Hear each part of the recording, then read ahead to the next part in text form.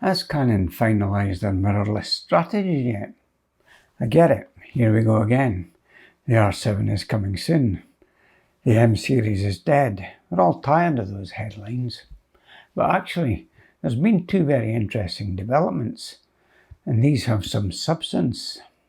It started with a tweet by Nokishita, which was picked up and developed by Canon News, and now me. There are actually two crucial developments. The first is that Canon Rumours have reported, and it's a CR2, that Canon are developing a BSI sensor. And the second is that the two camera bodies have been registered in Russia. This is usually the first place that the registrations are made, and it usually precedes camera announcement by about 6 months. So what could those two bodies be? And why do they need a new sensor? Let's look into that. Hi, I'm Tom and welcome to the channel. The two newly registered bodies are said to be ILC bodies. This stands for interchangeable lens bodies, and the acronym is used to distinguish mirrorless cameras from DSLRs. So we know there's two mirrorless bodies coming, and we know it's not the R3 because we already know the model numbers for the R3. Also, they're not cinema bodies, they're interchangeable lens cameras. So what can they be?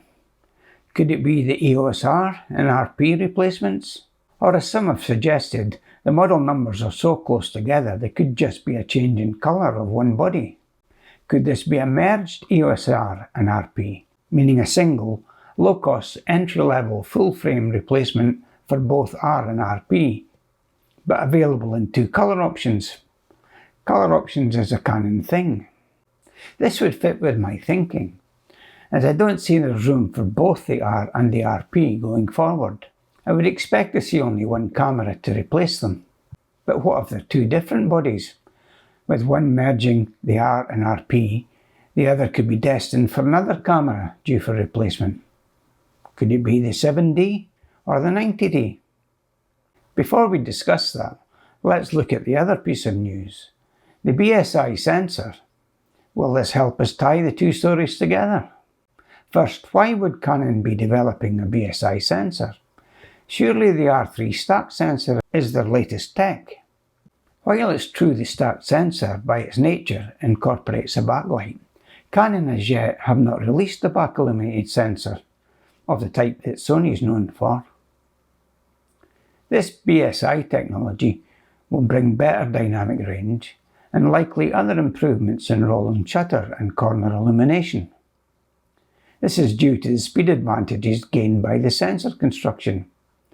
It's technical, but suffice to say that a more efficient design with better light path, so it should improve speed and reduce heat. Remember, Canon confounded many by making their own stacked sensor for the R3, so will likely do so again with the BSI sensor. But what camera would such a sensor be targeted at? Well, this new sensor needs to be produced at volume to get the return on investment. And I don't see it being a niche camera like the rumoured cinema camera bodies. And if the two new bodies are to do with the R and RP, there's still not enough volume there. Even the R6, R5 and R3, they already have new sensors, and the R1 is likely to get a stacked sensor along the lines of the R3. So where does that leave us? Looking at Canon volume lines, the M series and the M50 in particular is a top seller. The 90D, or its R equivalent, could also use this sensor. After all, the M6 Mark II and the 90D currently share the same sensor. And there's no reason for it not to be used in a future APS-C R7. All the volumes of the 90D, 7D and M series combined would make the obvious home for a BSI sensor. But isn't the M series dead? In its current form maybe, but the demand isn't dead, and the interest isn't dead. Canon just need to sort out their strategy. That's what's been holding them back. Can we read these two news stories the other way? Is it a sign that Canon have finally agreed their mirrorless strategy? Well, here's my blue sky thinking. My view for a long time now has been that Canon need to have one mount, the RF mount, across all platforms, provide a range of L-quality glass for the professionals, and a range of inexpensive glass for the amateurs and enthusiasts, and leave it to us, the users, to choose what lens we fit on which body. Now, I know purists would want lenses specifically designed for each sensor size, but in these days of AI processing and image manipulation, is this really a worry? I pointed out before that some current RF lenses would provide acceptable results at a reasonable price on an APS-C sensor, with the promise of more inexpensive lenses to come.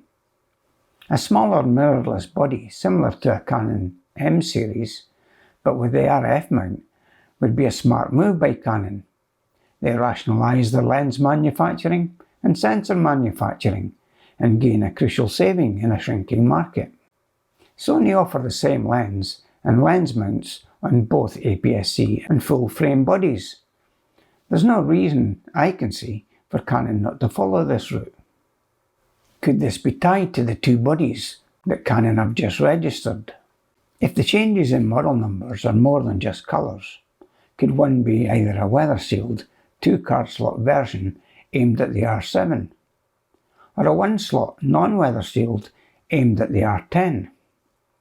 With both requiring a new BSI sensor, this would be the first in the volume line of APS-C bodies to use it, but probably not these bodies. However, I do expect to hear more about the R7 and R10 and the BSI sensor soon. Canon are changing and they need to rationalise their product line. I plan to look into what strategy they might use in a future video, so look out later this year for my 2022 predictions. Why not try this video next, which YouTube thinks will interest you, or maybe this one will suit you better. And thanks for watching, rumour has it. I hope you'll be back soon.